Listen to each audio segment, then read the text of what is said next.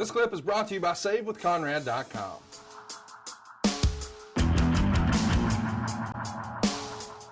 Let's take a listen. This happened, or this aired on July 19th. So a few days before what we were just discussing, but it's the end of Arn and Ole versus the Rock and Rolls here. Let's take a listen. Their faith in him. He won't give up.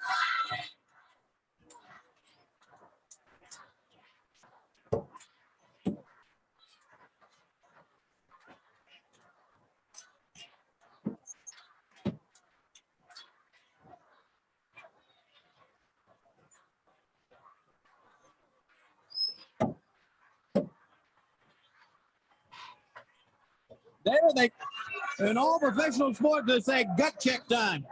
And right now, for the Rock and Roll Express, it really is. Oh, yes.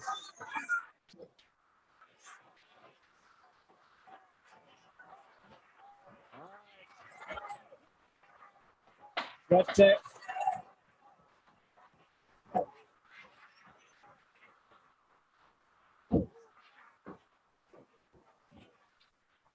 Ole drives him into the ropes. He's a smart one. Oh, all right. Rookie's in a bad corner. Arn's just waiting. Has that tag. Ole holds Rookie. Here comes Double A. Well, you can hear the crowd just with every single blow. They are so far behind Ricky and Robert. And man, you guys are sweating your ass off here in this match I'm watching. Was there one building in particular that was known during the summer to just be a sweatshop of sorts? Well, Spartanburg, believe it or not, was one of those. It was really hot. Yeah. Dorton Arena, very hot. It's like it was all glass. It was circular, and in summertime, that sun would just beat through those windows. And I mean, they had air conditioning, I think, but it wouldn't accommodate when that heat was beating in. That's a couple of the ones that come to mind. Some of those gyms we would go to is like just a spot show on a random Thursday night or whatever it may be, or Sunday afternoon, where some of those, high school gyms were pretty hot. That's the two that kind of stand out to me. We see the crowd really getting behind Ricky here, and it looks like he's going to tease the big tag. And he cut it off again. Tag out Ole.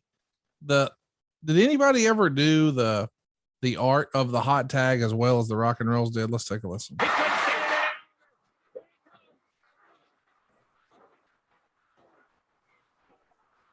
Ricky does not take her up. Robert has Arn. Arn goes down. The stretch. He's got it, the stretch. He came over and saved. Robert goes right back. So the match is going to continue here, but I guess what I was trying to get to before I knew exactly what was happening there, the hot tag really became synonymous with what Ricky and Robert did as part of their routine, right? You beat up Ricky Morton for an extended period of time. You cut the ring in half, or whatever the phrase is, to keep him from making the tag.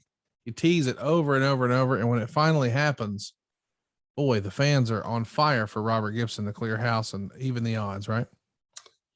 That was the strategy.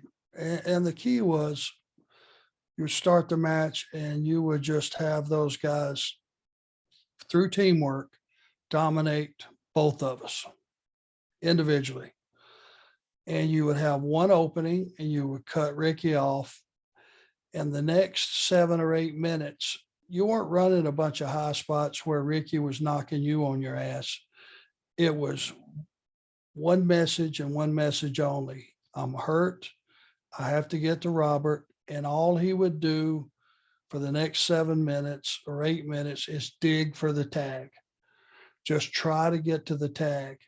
And we would just keep drop toe holding him, hook an ankle, whatever it may be, pick him out of the air, duck underneath something. Say you whip him across in a turnbuckle, and out of desperation, he jumps up, comes out with a crossbody. Well, you just duck under it. He'd crash and burn, pick him up by the ankle, drag him back over, start over again. The thing that made it so good with those guys, and so possible actually, is because they knew Ricky would not quit. There was no quit in him. He wasn't going to give up. He was going to keep digging until he made the tag. And that's what made all things possible. Belief in those baby faces that somehow they were going to overcome.